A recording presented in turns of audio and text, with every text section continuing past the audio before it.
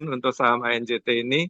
Saya perkenalkan di sini ada Pak Lukas Kurniawan sebagai Direktur Utama, kemudian Bu Nopri Pitoy adalah Direktur Keuangan, dan Bu Windianti ini adalah Head of Corporate Planning, Reporting and Business Development.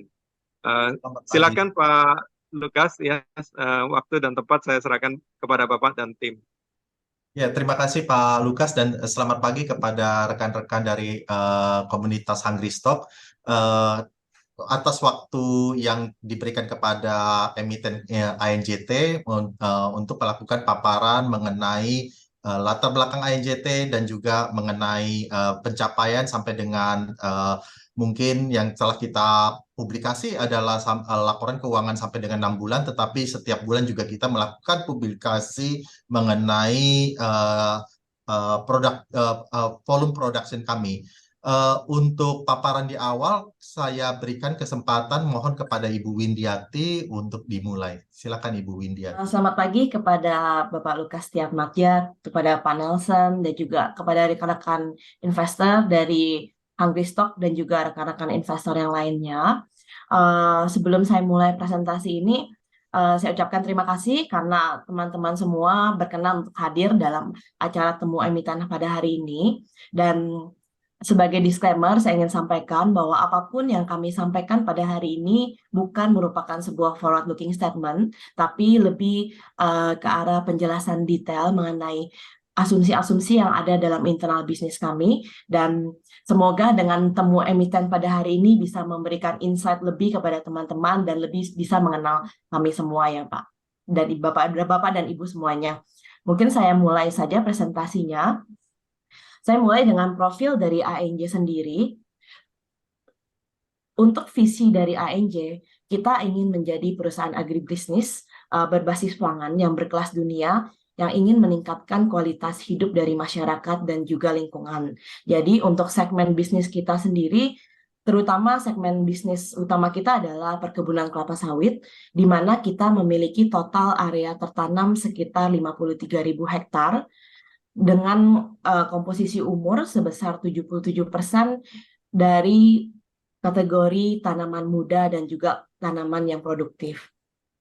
Kemudian secara umur rata-rata, kami memiliki tanaman kami 13,3 tahun dengan kapasitas mil, di mana semua perkebunan kami sudah dilengkapi dengan mil dengan total 315 ton per jam. Dan seluruh perkebunan kami sudah 100% tersertifikasi RSPO dan ISPO. Sementara untuk bisa dilihat di peta di bagian tengah, ini merupakan sebaran dari perkebunan kelapa sawit kami. Sebelah kiri, ini adalah perkebunan dari wilayah barat. Jadi kalau di wilayah barat kami ada perkebunan di Sumatera Utara, ada 2 perkebunan, tepatnya di Binanga dan juga di Siais. Kemudian di Kalimantan, kami ada PT Kal Agro Lestari, Kayung Agro Lestari atau biasa kita sebut dengan KAL.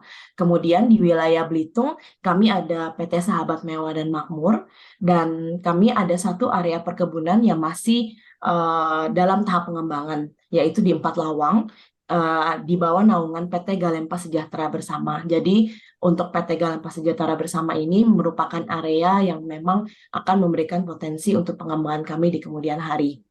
Kemudian di wilayah timur, di sebelah kanan bisa dilihat kami memiliki perkebunan di wilayah Sorong, Papua Barat Daya, yaitu Putra Manunggal Perkasa dan Permata Putra Mandiri. Di segmen sagu sendiri, kami memiliki PT ANJ Agri Papua dengan total lahan konsesi sekitar 40.000 hektar. Jadi ini memproduksi sagu. Dan untuk segmen lain, kita memiliki segmen vegetable. Saat ini fokusnya adalah di edamame, namun tidak tertutup kemungkinan bahwa di kemudian hari akan dikembangkan jenis-jenis sayuran lainnya. Lokasinya ada di Jember, Jawa Timur, di bawah naungan PT Gading Mas Indonesia Teguh. Yang terakhir kami ada segmen renewable energy, yaitu energi terbarukan.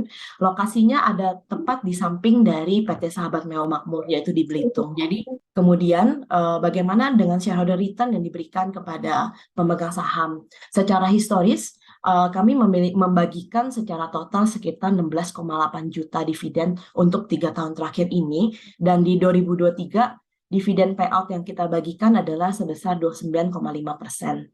Dan untuk komposisi shareholders kita, Saat ini publik memegang 8,8% dari total saham yang di-listed di bursa. Saya rasa demikian untuk pengenalan awal dari ANJ. Akan dilanjutkan oleh Bu Nopri untuk memaparan dari kinerja keuangan perusahaan kami. Silakan Bu Nopri. Ibu masih mute. Oke, selamat pagi rekan-rekan investor dari Hungry Stock dan Bapak Ibu rekan-rekan investor umum lainnya. Saya akan menyampaikan mengenai pencapaian finance dan operational kita sampai dengan bulan Juni 2023. Jadi dalam hal dari segmen palm oil atau sawit, kami mengestimasikan produksi FFB kami akan naik sebesar 7,1% di tahun 2023 ini. Jadi kami akan mencapai dari 840.000 ton akan naik menjadi mendekati 900.000 ton FFB.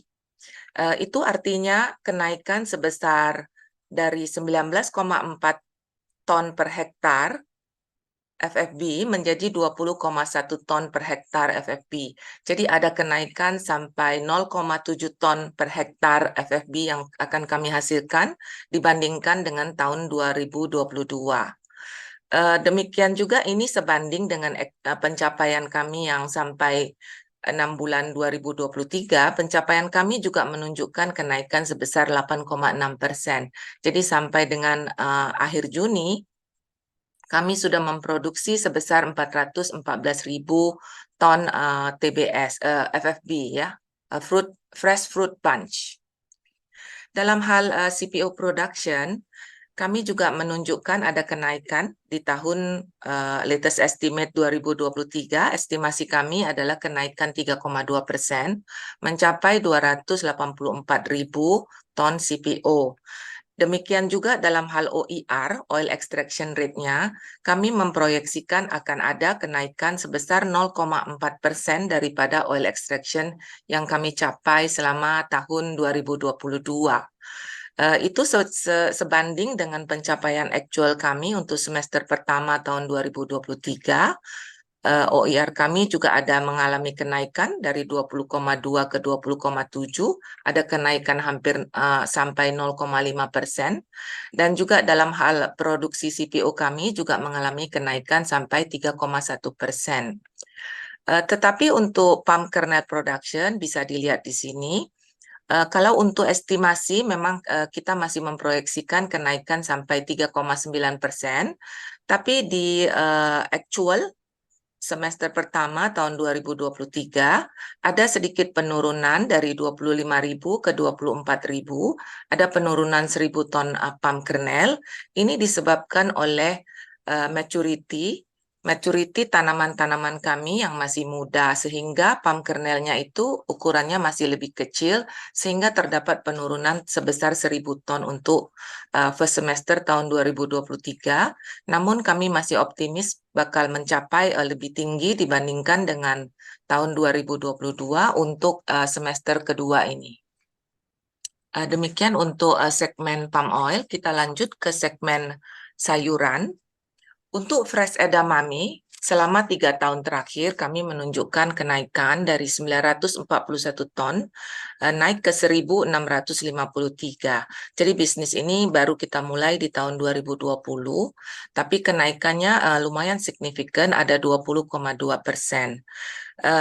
Tapi kalau kita lihat di semester pertama tahun 2023 dibandingkan dengan semester pertama 2022, terdapat penurunan dari 723 tan menjadi 639 tan. Itu disebabkan karena kami lebih selektif untuk pemilihan lahan-lahan yang bisa ditanam, karena kita tahun ini diprediksikan akan mengalami El Nino. El Nino itu adalah cuaca panas ekstrim. Tapi kalau dalam harga, kita bisa lihat harga edamame fresh itu harganya mengalami kenaikan. Dari 5.900 naik ke 8.500 rupiah per kilo. Nah, untuk frozen edamame beku, baru kami lakukan di tahun 2021, tapi kalau dalam hal produk produksi, kenaikannya cukup tajam, hampir 101%. Itu naik dari 222 ton menjadi 447 ton. Dengan harga per kilo 22.900 naik ke 25.444 rupiah. Jadi kalau kita lihat actual performance kita untuk first semester tahun 2023 memang kelihatan lebih rendah dibandingkan dengan first semester tahun 2022. Tapi ini lebih dikarenakan kita lebih selektif untuk pemilihan lahan-lahan yang bisa kita tanam supaya bisa menghasilkan hasil yang lebih optimum. Kalau dalam hal harga, itu sebanding dengan kenaikan harga komoditis lainnya juga ada sedikit kenaikan dari 24.000 menjadi 25.000 rupiah per kilo. Nah, kita ke segmen sago dan renewable energy. Sebelah kiri ini untuk segmen sago, penjualan kita selama 3 tahun terakhir itu berkisar di 2.800 ton sampai 3.100 ton. Jadi dalam 1 bulan kira-kira kita menjual 250 ton sago, tepung sago. Harganya mengalami kenaikan cukup signifikan dari 6.200 naik ke 8.000 rupiah, setara dengan kenaikan komoditis sekarang ini ya. Kemudian kalau kita lihat actual tahun 2023, actual selama first semester 2023, bila dibandingkan dengan first semester 22, memang mengalami penurunan dari 1.700 ke 775 ton. Jadi ini lebih diakibatkan kami masih banyak melakukan perbaikan-perbaikan mesin-mesin produksi kami. Kami juga memperbaiki proses panen dan juga proses produksi di pabrik kami. Sehingga produksinya memang masih lebih rendah untuk semester pertama tahun 2023. Kemudian untuk sektor electricity terbarukan, energi terbarukan, itu kami bisa menghasilkan 9.400 megawatt hour selama 3 tahun berturut-turut. Jadi 9.400 sampai 9.900 megawatt hour dalam 1 tahun. Dan untuk first semester 2023 bahkan kami pencapaiannya lebih bagus dibandingkan dengan first semester tahun 2022. Jadi mungkin tahun 2023 electricity, energi terbarukan yang kami hasilkan mungkin akan lebih tinggi sedikit daripada tahun 2022. Oke. Nah, jadi kita lihat financial performance kita untuk 3 tahun yang lalu. Dalam hal revenue, penjualan, itu kita mengalami kenaikan dari 165 juta dolar naik menjadi 269 juta dolar di tahun 2022. Namun kalau kita lihat hasil kita semester pertama tahun 2023 memang mengalami penurunan karena terutama dari 144 juta turun ke 115 juta dolar, penurunan yang cukup signifikan. Tapi ini terutama disebabkan oleh penurunan harga. Jadi penurunan harga itu bisa kita lihat di graf yang warna peach. Itu penurunan harga dari 1.043 dolar per ton CPO itu turun sampai 759 dolar per ton CPO. Jadi penurunannya itu hampir 300 US dollar per ton, jadi cukup signifikan. Bisa kita ingat itu waktu di semester pertama 22 itu adalah terjadi perang di Ukraina dengan Rusia, sehingga harga crude oil menanjak dan juga diikuti oleh harga CPO, sehingga terjadi kenaikan signifikan. Jadi untuk semester pertama tahun 2023, EBITDA yang kami hasilkan sebelum interest, tax, and depreciation itu adalah sebesar 18 juta US dollar. Kemudian kalau kita lihat net profit kita, di tahun 22 kita mendapatkan 21,2 juta net profit. Tetapi kalau kita bandingkan dengan first semester tahun 2023 first semester, kami masih mengalami kerugian sebesar 5 juta US dollar.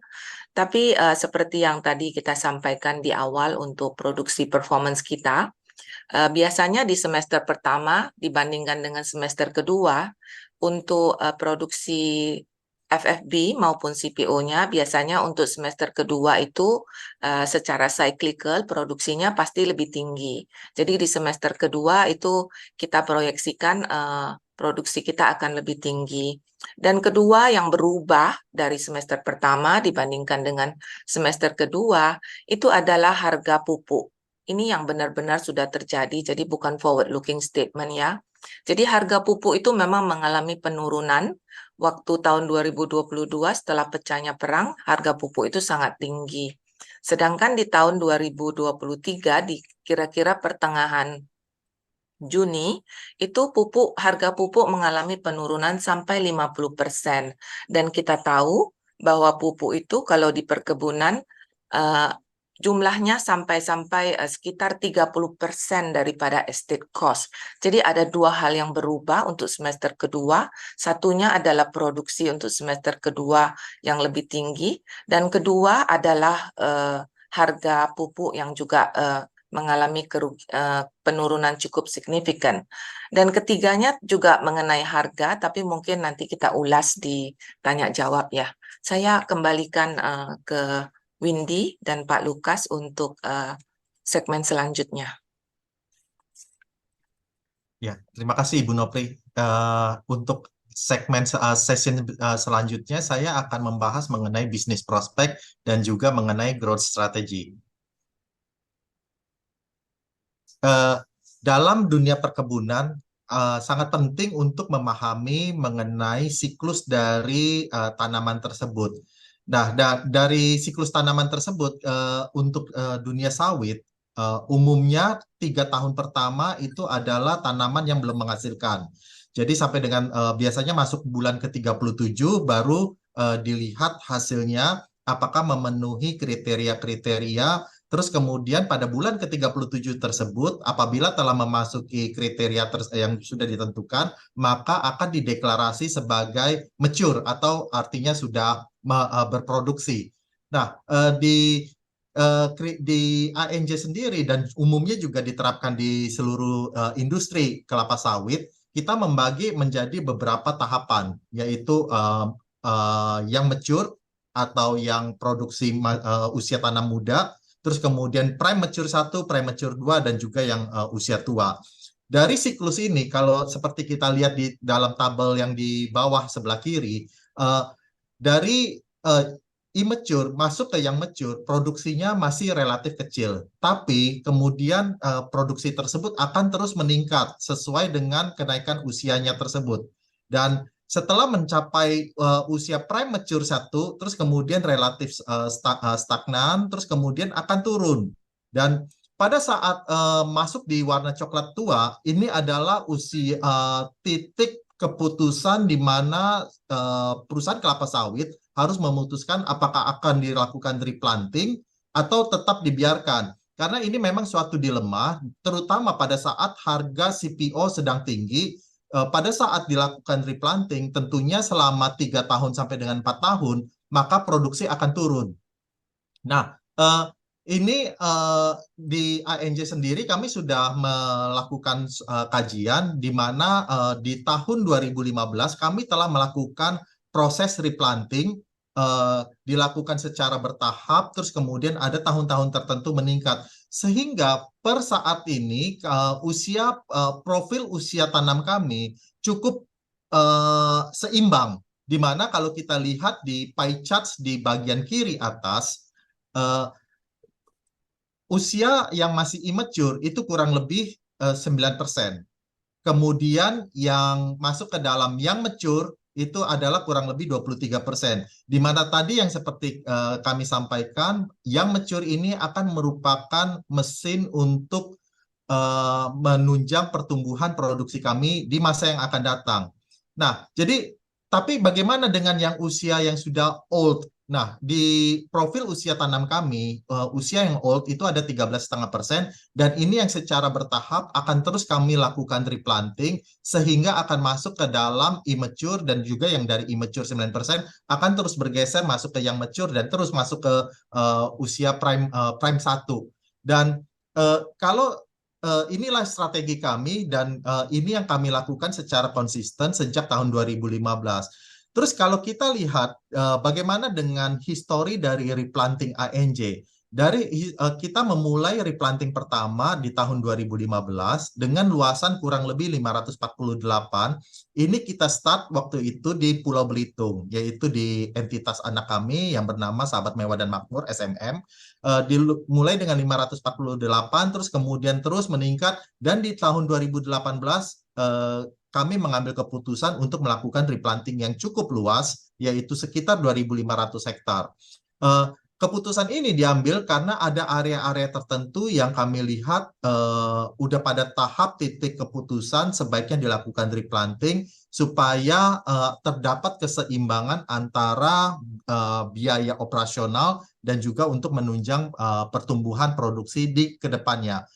Dan kalau kita lihat, kita bandingkan antara tabel yang di sebelah kiri dengan yang di sini, maka dapat dihitung bahwa tahun yang replanting yang terbesar di 2018 ini sudah memasuki yang mature pertama di tahun 2022. Dan karena ini kan 3 tahun, terus kemudian 2022, dan yang di sekitar 2.500 hektar ini akan kami harapkan terus bertumbuh ke depannya. Dan inilah salah satu penyebab kenapa di tahun 2023 semester pertama kami mengalami kerugian, yaitu yang tadi Ibu Nopri sampaikan 5 juta, kurang lebih 5 juta dolar. Salah satu penyebabnya adalah ini. Banyak sekali beban-beban yang merupakan beban tetap, yaitu apakah kita berproduksinya tinggi atau berproduksi rendah, maka biaya tersebut akan terjadi. Nomor 1 tentunya beban tetap itu penyusutan. Beban tetap yang kedua adalah pupuk, yang tadi Bu Nopri sampaikan merupakan komponen utama. Dan beban ketiga yang juga tidak kalah signifikannya adalah biaya tenaga kerja. Nah, jadi sejalan dengan pertumbuhan produksi dari tanaman, kami harapkan bahwa di beberapa tahun yang akan datang, jadi kalau ini yang untuk replanting 2018 udah masuk di yang mature di 2022, maka ya tinggal kita lihat aja, nanti seharusnya akan masuk ke premature dalam beberapa tahun ke depannya. Jadi dengan strategi replanting ini kami akan targetkan untuk pertumbuhan, terutama matriks yang kami ukur adalah produktivitas secara FFB yield, yaitu ton per hektar. Dan pada tahun yang mature pertama di Belitung dan juga di Sumatera Utara, yang mature pertama kami sudah mencapai tingkat produktivitas 18 ton sampai dengan 20 ton. Nah, kalau kita lihat 18 ton di tahun pertama, terus kemudian akan tumbuh terus ke depannya. Hal ini merupakan, kami yakin ini merupakan keputusan yang tepat melakukan replanting. Karena dengan 18 ton di tahun yang mature pertama, tahun pertama, ini sudah mengalahkan pada saat kami melakukan replanting tersebut, tanaman tua tersebut. Karena tanaman tua tersebut siklusnya akan turun terus produktivitasnya, tetapi dengan kita lakukan replanting, memang 3 tahun pertama hilang karena menunggu tanaman siap untuk berproduksi, tetapi di tahun keempat, di bulan ke-37, itu sudah menghasilkan 18 ton. Next, Gilang. Ya, dan ini adalah proyeksi kami. Jadi yang untuk bar chart warna hijau, ini adalah yang sudah actual. Dan seperti tadi Ibu Nopri sampaikan, forecast kami untuk ke 2023, kami perkirakan akan naik kurang lebih 7%. Dan terus akan bertumbuh terus. Ini adalah buah yang dihasilkan dari kebun inti. Dan kalau untuk CPO production, maka akan ada juga kita membeli buah dari petani-petani sekitar, yaitu yang kita sebut smallholders. Nah, jadi untuk CPO, ini kita ada gabungan, jadi ada antara produksi dari buah inti dan juga buah luar. Akan tetapi kontribusi yang terbesar ini adalah untuk kontribusi profit, maksud saya, kontribusi profit yang terbesar akan berasal dari produksi buah inti. Dan sejak tadi seperti yang saya telah sampaikan bahwa cukup banyak biaya-biaya di dalam operasional perkebunan yang bersifat fixed. Sehingga dengan peningkatan produksi, maka cash cost akan terdilusi karena biayanya tetap, tetapi volume bertambah. Sehingga kedepannya dengan peningkatan produksi tersebut, maka cash cost kami targetkan juga akan mengalami penurunan. Cash cost di sini maksudnya matriksnya adalah cash cost dalam US dollar per ton CPO. Jadi ini adalah salah satu matriks yang diukur dari profitabilitas suatu industri perkebunan. Di tahun 2023, cash cost yang kami targetkan dengan kondisi beberapa sudah masuk di tahun pertama mature, terus kemudian produksinya belum optimum, kami targetkan tahun ini 2023 akan berkisar di 420 ton US dollar per ton.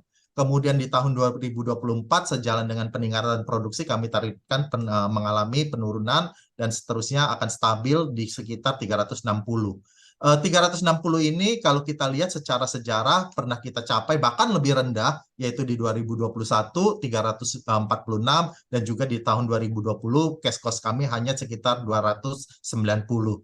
Jadi ini cash cost perlu ditambah lagi dengan beban penyusutan yang sifatnya juga fixed. Kemudian ya tinggal kita bandingkan saja dengan harga, karena ini adalah komoditas, maka harga bukan kami yang mengendalikan, kami merupakan price taker, yaitu berdasarkan dengan perkembangan pasar di dunia terutama. Dan strategi yang kedua adalah digital transformation. Digital transformation ini bukan hanya untuk meningkatkan produktivitas, tetapi juga salah satu tantangan di dunia perkebunan ini adalah menarik talent-talent muda. Kalau kita tidak melakukan digital transformation, maka produktivitas dengan mengandalkan tenaga manusia akan tetap sama. Artinya war of workers, war of talents itu akan semakin friksinya semakin tinggi, dan juga kemampuan kami kalau tidak melakukan digital transformation untuk menarik talent-talent muda ini akan semakin sulit. Sehingga kami melakukan digital transformation mulai dari menggunakan dalam beberapa bidang, yaitu untuk agriculture kita melakukan penerapan automatic tank gauge, yaitu melakukan sensor-sensor, pemasangan sensor di storage tank.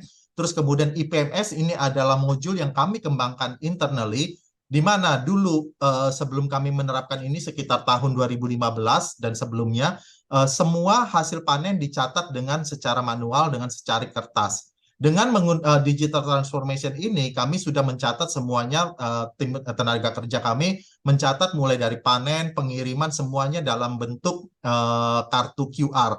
Terus kemudian kartu QR ini dibawa oleh supir truk, dibawa ke mill, dan di mill tidak perlu diinput ulang. Karena kalau dulu pakai cari kertas, dicatat di lapangan, terus kemudian dibawa oleh supir truk, terus di mill harus diinput ulang. Dengan QR code, maka tinggal tap, semua data-data akan terrecord, dan semua akurasi sangat terjaga, integritasnya juga terjaga.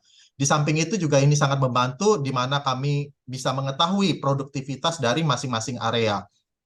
Kemudian juga untuk early warning, ini sangat penting, terutama untuk mendeteksi kesehatan tanaman, terus kemudian juga level air. Level air ini bukan cuma hanya level air pada saat tinggi, tetapi juga terutama pada masa El Nino seperti sekarang, harus dipastikan bahwa apakah moisture dari tanah itu sudah turun drastis karena tidak adanya hujan, sehingga kami dapat melakukan intervensi-intervensi agronomi ataupun juga melakukan penyesuaian terhadap forecast produksi kami karena dampak dari El Nino misalnya. Terus kemudian juga early warning ini kami gunakan juga untuk melakukan perkiraan terhadap cuaca beberapa minggu ke depannya. Dari sisi aspek sustainability, keberlanjutan, ini juga merupakan kami, INJT, merupakan salah satu yang sangat front runner di dalam ESG, Dan kami menerapkan teknologi ini untuk digital transformation untuk hotspot detection, yaitu titik-titik api. Belum lama ini, kalau mungkin teman-teman membaca di berita-berita, banyak sekali titik api yang terjadi di Kalimantan dan juga di Sumatera. Dan syukurlah per saat ini kami dapat hindari kebakaran-kebakaran di area lahan kami. Dan ini adalah manfaat dari teknologi untuk mendeteksi titik-titik api tersebut. Kemudian juga sejalan dengan komitmen kami bahwa kami menjaga konservasi kami dari ancaman deforestasi, kita juga gunakan teknologi ini. Dan traceability atau ketelusuran merupakan hal yang saat ini sangat ditekankan oleh buyer-buyer internasional, pembeli-pembeli internasional.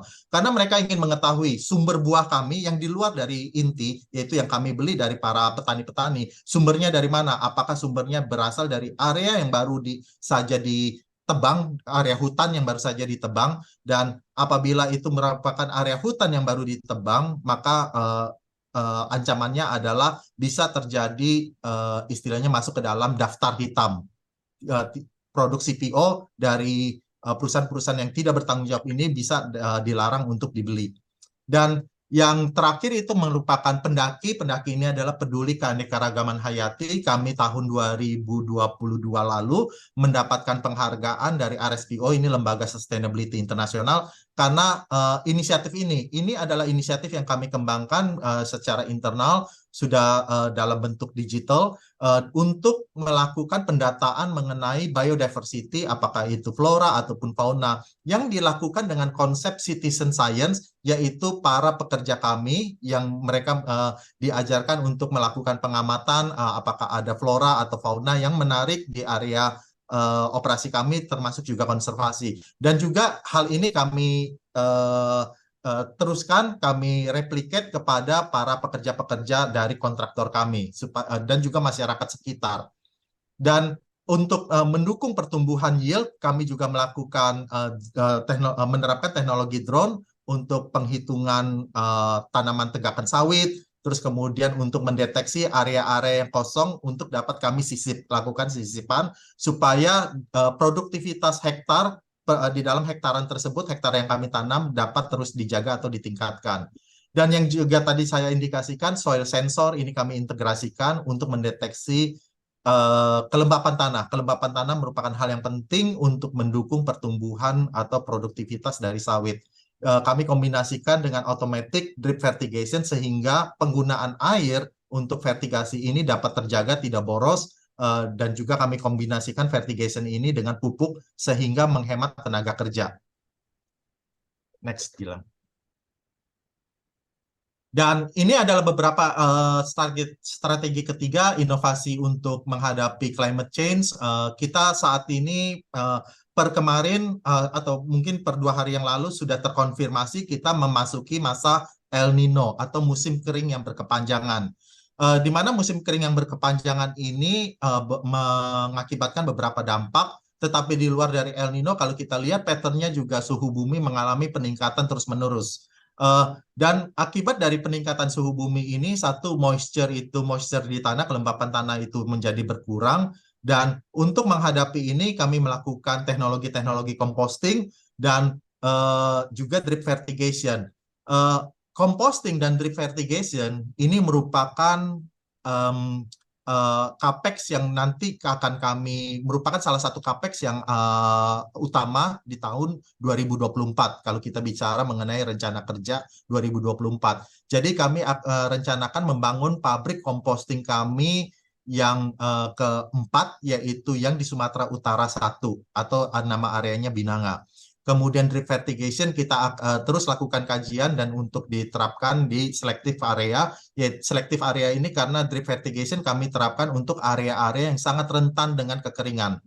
Terus kemudian dengan peningkatan suhu bumi, maka ini mempengaruhi pollinator yang kita lihat animasi kumbangnya itu yang di sebelah kiri ya di tanda panah tersebut. Impact-nya adalah dengan peningkatan temperatur, maka pollinator ini menjadi tidak lebih malas untuk terbang dan melakukan polinasi. Sehingga untuk tanaman-tanaman muda, kami terpaksa harus melakukan intervensi agronomi, yaitu melalui assisted pollination. Karena tanpa assisted pollination ini, maka buah tidak dapat terbentuk karena gagal polinasi. Next, Gilang. Dan untuk strategi yang keempat, yaitu untuk produk dan market diversification, tadi Ibu Nopri sempat sampaikan di awal mengenai sago dan vegetable. Dan untuk sago, strategi kami di 2023, 2024, dan juga 2025 adalah terus menstabilkan produksi volume dari sagu. Saat ini, tadi produksi yang disampaikan Bu Nopri dibandingkan dengan tahun 2022, semester pertama memang mengalami penurunan. Tetapi jumlah tersebut kami produksi dengan satu shift kerja. Satu shift kerja kurang lebih 7 jam. Dibandingkan dengan yang tahun lalu, itu melalui sekitar 20 jam kerja. Jadi 7 jam kerja kami memproduksi sekitar 750-an ton dibandingkan dengan tahun lalu sekitar 20 jam kerja kami memproduksi sekitar 1.800 ton. Jadi terjadi suatu peningkatan produktivitas di sini, dan setelah kami selesai dengan pembenahan di estate tadi untuk yang mill kami in progress, kemudian saat ini juga sudah kami mulai pembenahan di estate untuk melakukan efisiensi di pemanenan, dan setelah ini baru kita dapat tingkatkan volume produksi secara keseluruhan. Dan untuk segmen sayuran, termasuk sayuran beku, adalah meningkatkan yield dan kemudian juga pengembangan bibit, karena saat ini untuk bibit edamame, unfortunately Indonesia belum memiliki bibit unggulan. Jadi kami saat ini sedang melakukan riset untuk pengembangan bibit, dan per saat ini kami masih on track untuk mendapatkan bibit produksi kami sendiri. Juga meningkatkan efisiensi di pabrik, dan salah satu capex kami tahun 2024, tadi Ibu Nopri sampaikan kita sudah selektif pemilihan lahan, dan ditargetkan di 2024 area tanam kami untuk edamame akan meningkat kurang lebih 2 kali lipat. Dan dengan peningkatan 2 kali lipat ini, maka kami memerlukan investasi untuk sortasi yang menggunakan teknologi AI secara otomatis, karena kalau dengan peningkatan ini mengandalkan tenaga kerja manusia, almost impossible. Dan juga untuk pasar sendiri, kami sudah mengembangkan pasar, terutama untuk edamame. Terakhir kami berhasil masuk ke pasar India, yang merupakan pasar yang sangat besar. Kalau seperti kita pahami, bahwa secara geografi dan secara populasi, India itu merupakan secara geografis yang salah satu negara yang sangat luas, dan juga secara populasi juga sangat tinggi. Jadi kita harapkan pasar di India akan berkembang, dan juga tentu dengan harga yang sangat kondusif. Next, Gilang. Dan strategi berikutnya adalah untuk meningkatkan nilai premium dari sustainability practice. Apa yang kami terapkan dari sisi ESG sustainability ini juga bukannya suatu pekerjaan yang untuk pro bono atau gratis. Kami juga tentunya melihat adanya suatu potensi untuk mendapatkan mengcapture nilai-nilai premium di situ. Dan dari misalnya tadi Ibu Windy di awal sampaikan bahwa seluruh mill kami sudah sertifikasi RSPO. Dengan penjualan CPO kami selalu mendapatkan premium RSPO tersebut yang berkisar antara $7 sampai dengan $9 per ton CPO. Dan untuk kernel nilainya lebih besar lagi. Dan juga kedepannya kami terus akan kembangkan inisiatif ESG kami, termasuk untuk melihat potensi-potensi yang berasal dari konservasi kami yang sangat luas, yaitu hampir 98.000, di mana 98.000 hektar konservasi ini akan mampu menunjang salah satu ambisi ESG kami, yaitu untuk mencapai net zero.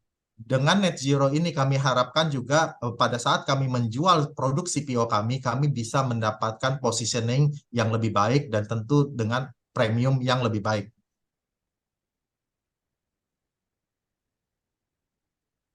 Ya, untuk ESG practice, kami telah menerapkan circular economy. Tadi kalau sebagai gambarannya circular economy ini seperti apa? Ini adalah grafik, misalnya kita lihat di bawah itu dimulai dengan plantation, dan plantation itu menghasilkan tandan buah segar. Kemudian tanda buah segarnya itu dikirim ke pabrik. Umumnya kita mengenal bahwa setelah dikirim ke pabrik, hasilnya adalah minyak kelapa sawit CPO dan palm kernel. Ya, di dua itu. Tetapi sebenarnya ada produk-produk sampingan lainnya atau limbah-limbah lainnya, yaitu cangkang yang saat ini sangat dicari terutama oleh Jepang sebagai sumber energi, terutama untuk meningkatkan, untuk mendukung kebutuhan energi di Jepang. Dan kemudian ada limbah lainnya, yaitu pome adalah limbah cair pabrik kelapa sawit, kemudian serat dari sawit, dan empty fruit buds. Dan limbah ini yang untuk empty fruit buds, fiber, pome, semua kami olah. Untuk empty fruit buds, kami olah menjadi kompos yang tadi Ibu Nopri sampaikan, menjadi pupuk organik, sehingga mampu membantu menurunkan ketergantungan kami terhadap pupuk chemical atau pupuk non-organik. Dan untuk pome sendiri kami tangkap gas metannya, kemudian dikonversi menjadi listrik dan dijual kepada PLN.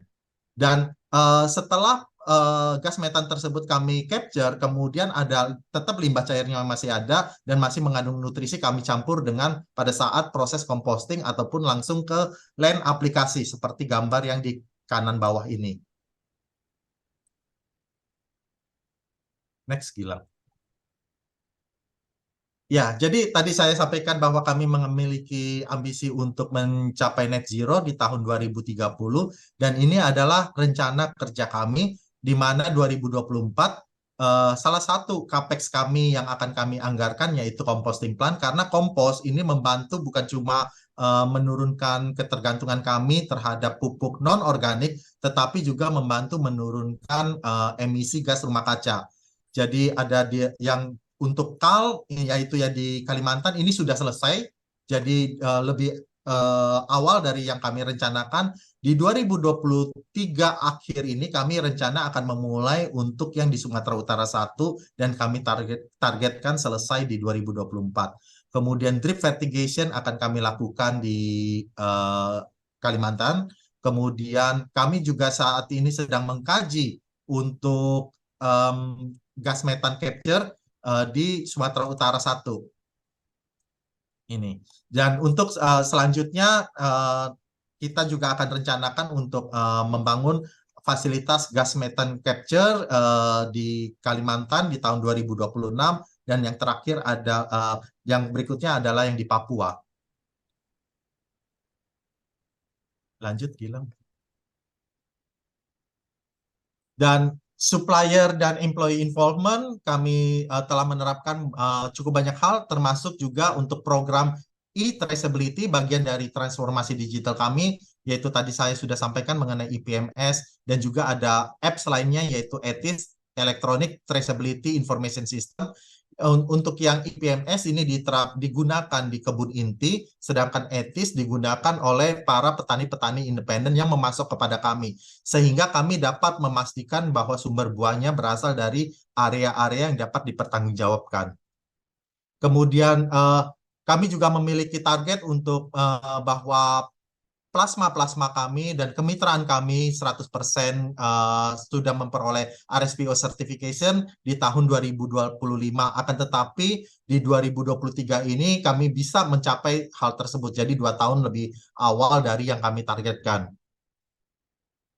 Dan juga untuk target pengendalian kebakaran hutan dan juga NDPI, kami targetkan tidak terjadi kebakaran hutan, dan per saat ini kami berhasil mencapai ambisi tersebut.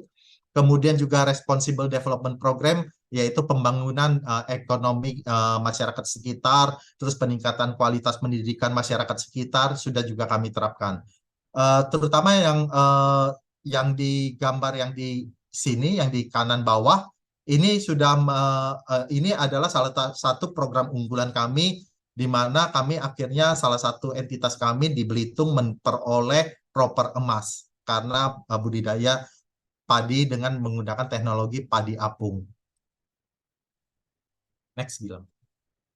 Ya, dan ini adalah prestasi-prestasi yang telah kami capai, di mana untuk Sustainalytics mereka memberikan ranking pertama kepada ANJ untuk sub-industri agriculture. Ini adalah first ranking pertama. Mereka menilai bahwa dengan resiko-resiko yang ada di dunia perkebunan, dunia pertanian, agriculture, tetapi dengan risk management ANJ yang sangat kuat dan juga corporate governance yang sangat baik, maka Sustainalytics menilai bahwa resiko ESG ANJ itu sangat rendah, dan secara skor mereka menempatkan ANJ sebagai ranking pertama di seluruh dunia untuk dari klien-klien yang mereka lakukan evaluasi.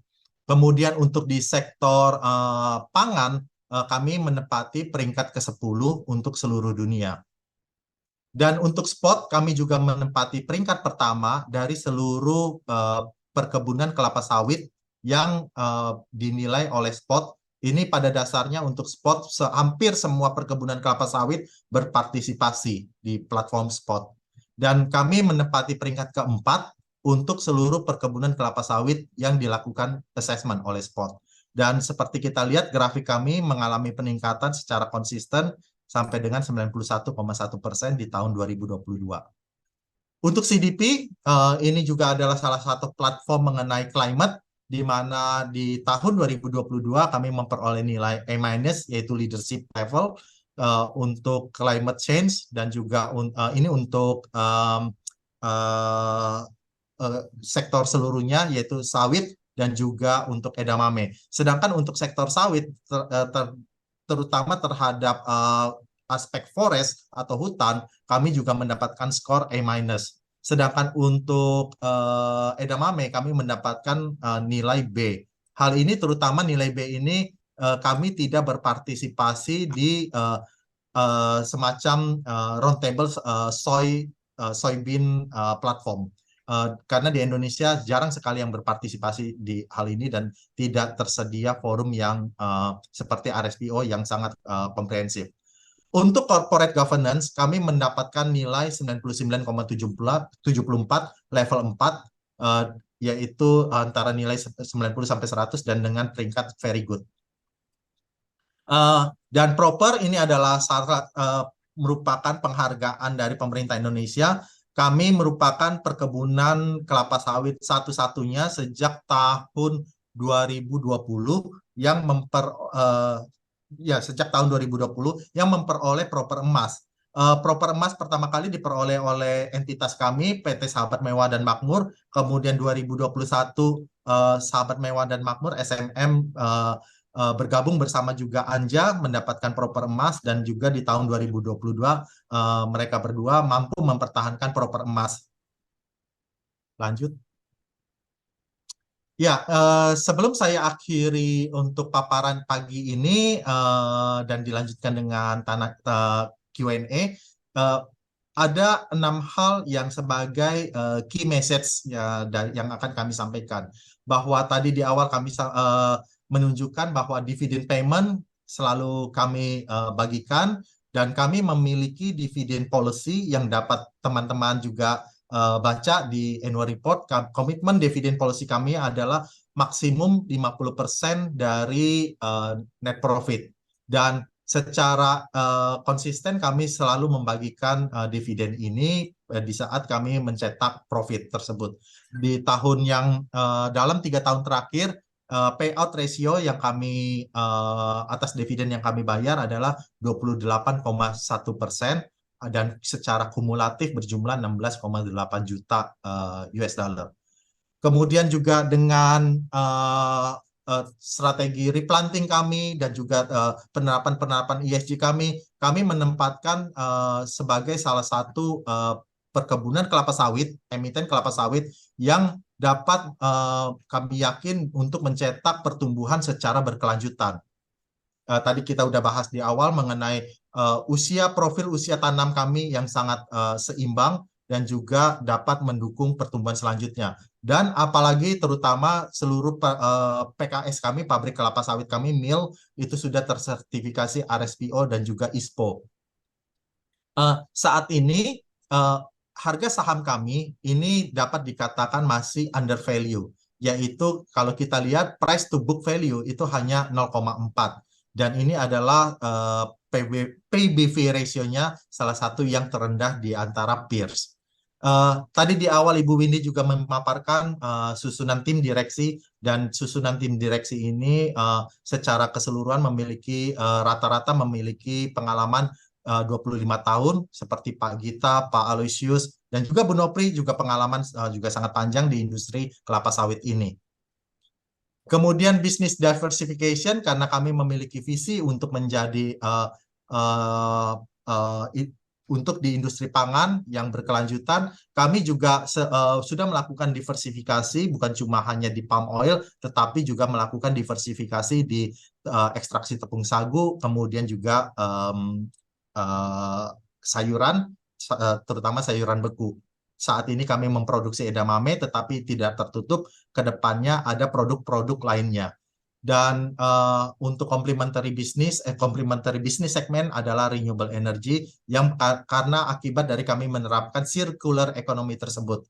Dan kami juga adalah satu-satunya, saya yakin kami merupakan satu-satunya emiten yang dengan track record ESG yang sangat baik, sebagai bukti bahwa ini telah dilakukan assessment oleh pihak independen yaitu Sustainalytics. Kami juga mendapatkan peringkat yang sangat baik dari SPOT dan juga CDP. Dan tidak kalah pentingnya adalah penghargaan dari pemerintah Indonesia melalui Proper Emas. Serta kami mengintegrasikan mengenai pengembangan bertanggung jawab, responsible development, sehingga kami bukan cuma hanya fokus kepada profit, tetapi juga balance terhadap peningkatan kesejahteraan manusia dan alam, dan juga hal-hal lainnya, terutama manusia ini kami mengacu kepada karyawan kami dan juga komunitas sekitar. Demikian paparan kami, dan untuk waktu dan tempat saya serahkan kembali kepada Pak Nelson ya.